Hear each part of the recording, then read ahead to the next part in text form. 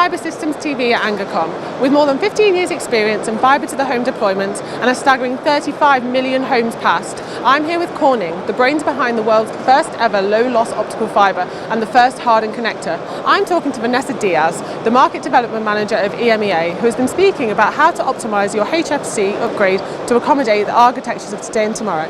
Vanesa, please start by telling us a bit more about this. Yes, well, we couldn't miss this opportunity first to celebrate with the cable industry how fantastically well they've been doing. Last year in 2017 they report a staggering 27 billion on revenue. So we wanted to be here to help these folks, to help them with this new adventure of deploying fiber deeper in their HFC networks. And if an operator decided to opt for this fibre deep architecture, what challenges might they face and how can Corning help? Yeah, well, it's a difficult task, so we try to help in as many ways as we can, but basically we can focus in three areas. The idea is that they always try to insert or deploy new equipment in the field that it meets three things.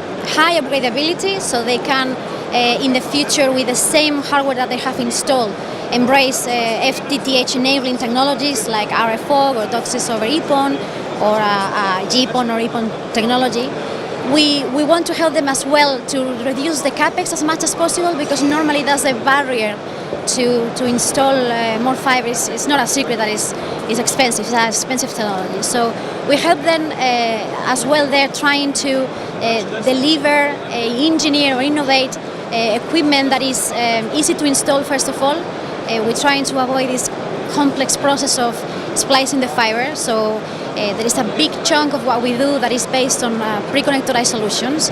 So the equipment can be installed by almost anyone. It's literally plug and play. It's all based on an OptiTap connector, a hardened connector. And we also try to innovate as well with equipment that allows them to defer the costs.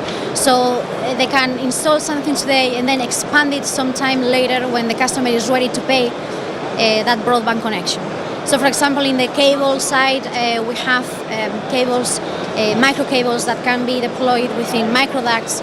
So you can install some on day one and then you can, blow some more later when you're ready. Or we have local convergence points as well that are super compact, but they have everything inside, so you can not only connect the child nodes that you might need to deploy later in the network, but also if you migrate towards an FTTH type of solution, you can also install the splitter, right?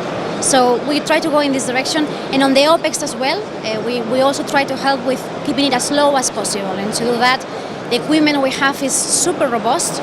So for example, these pre-connectorized solutions that we're putting out there, they are all IP68, so they can take anything. So really, avoiding trying to go in the field and repair them. And then last but not least, reduce the inventory. So we try to keep it as simple as possible. This is always another expensive thing when it takes, keeping the network in the right shape. Thank you very much. No, thank you for the opportunity.